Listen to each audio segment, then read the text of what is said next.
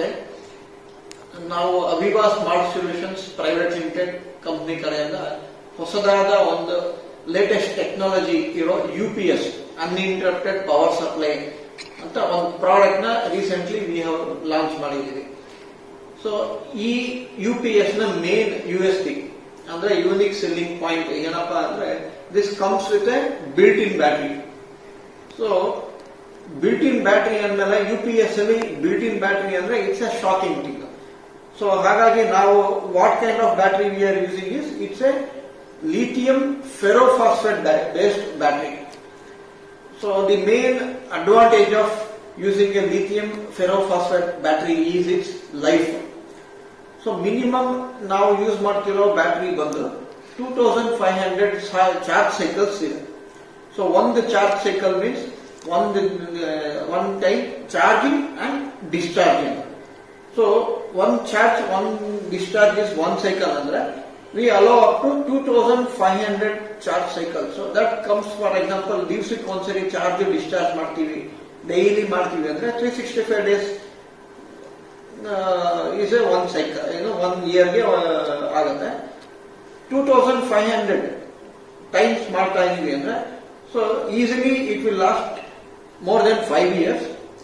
And more importantly, if the charge and discharge cycles extend to like once in 2 days or 3 days or 4 days, then you can imagine what is the life. It can be more than 10 years. 10 ವರ್ಷದ ಮೇಲೆ ಬರೋ chances ಇದೆ batteries. And we ourselves are offering very good warranty support, field support, customer support.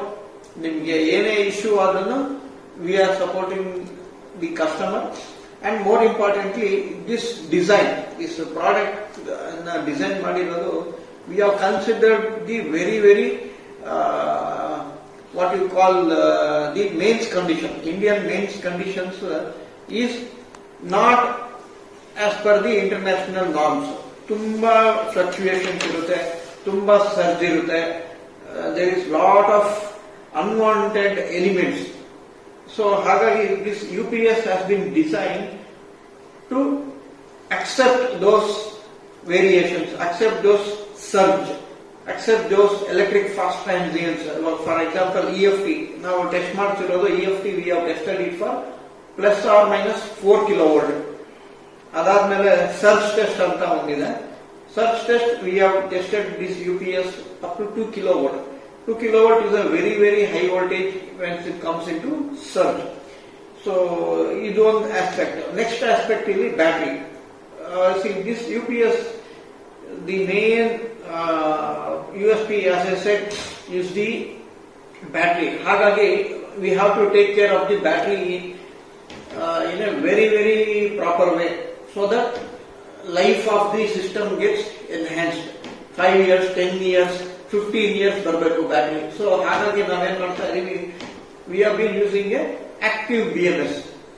Active BMS ಏನ್ ಮಾಡುತ್ತೆ ಅಂದ್ರೆ cell balancing, managing the cell, temperature compensation, over current prevention, over charge prevention, deep discharge prevention.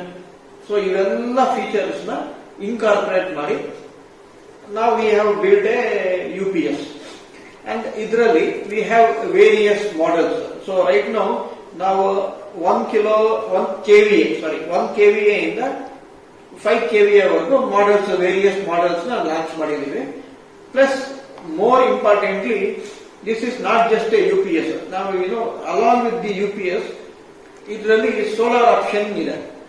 So solar option ನಲ್ಲಿ ಏನಾಗುತ್ತೆ ಅಂದ್ರೆ when you connect a solar panel to the system, this normal UPS becomes a PCU, that is a power conditioning unit.